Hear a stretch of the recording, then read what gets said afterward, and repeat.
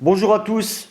Bah écoutez, voilà, je refais une petite vidéo pour vous montrer en fait comment faire un baume anti-rhumatismal et un baume contre le rhume.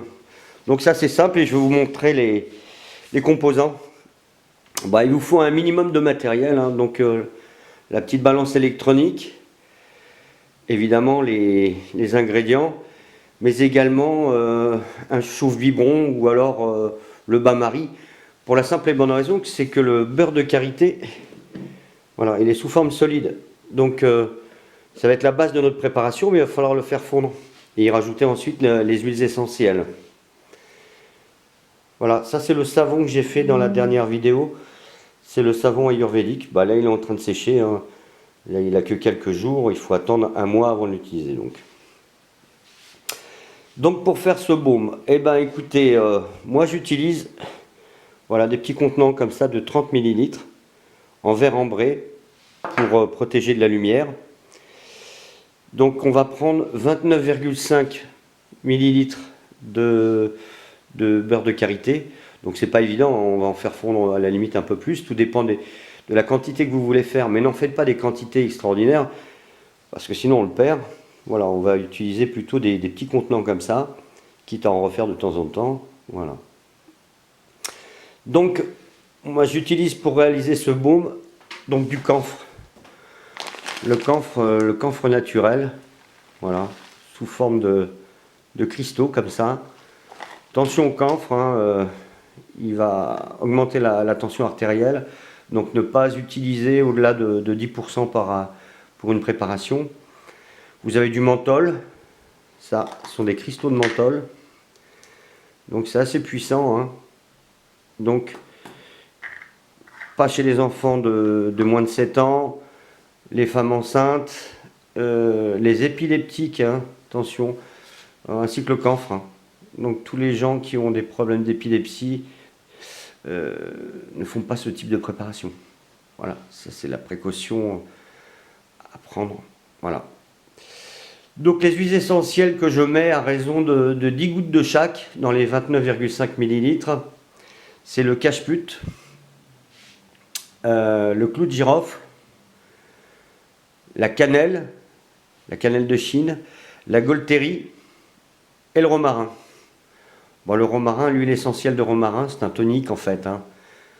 La Golterie qui a une odeur vraiment très particulière. Alors c'est pareil, les gens allergiques à l'aspirine, faites un test au niveau du poignet parce qu'il y a également de l'acide salicylique dedans. Donc à partir du moment où on utilise un baume au contact de la peau, faites toujours des petits essais comme ça au creux du poignet avant de l'utiliser. Bah, le clou de girofle, bah, antiseptique, antiviral.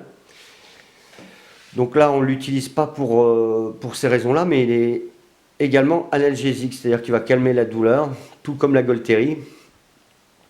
Vous savez, c'est cette odeur aussi particulière du clou de girofle qu'on retrouve chez le dentiste, hein. Donc c'est un anesthésiant.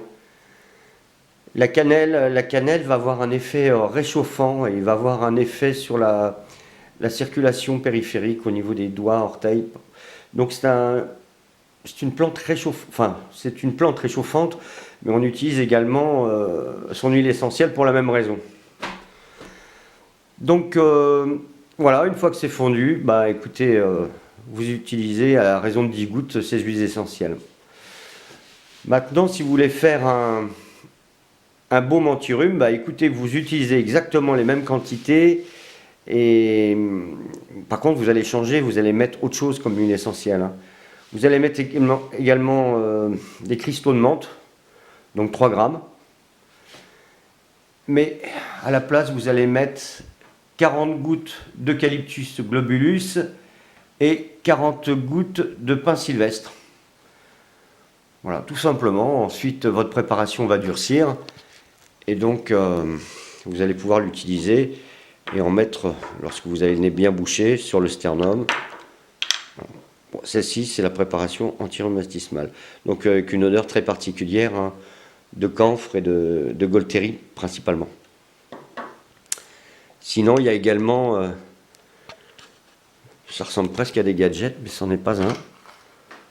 Voilà. Alors ça,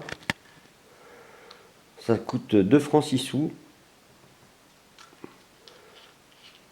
C'est pas pratique quand on n'a qu'une main comme ça. Voilà. Vous mettez donc ce petit bâtonnet en coton derrière là. Vous le rentrez dedans. Vous bouchez. Et ça c'est le capuchon. Vous savez, c'est ce qu'on utilise pour se mettre dans le nez avec des huiles essentielles. Donc en l'occurrence là, Eucalyptus globulus et pin sylvestre. Et voilà.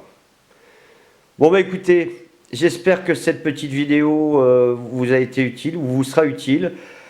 À vous de jouer, hein.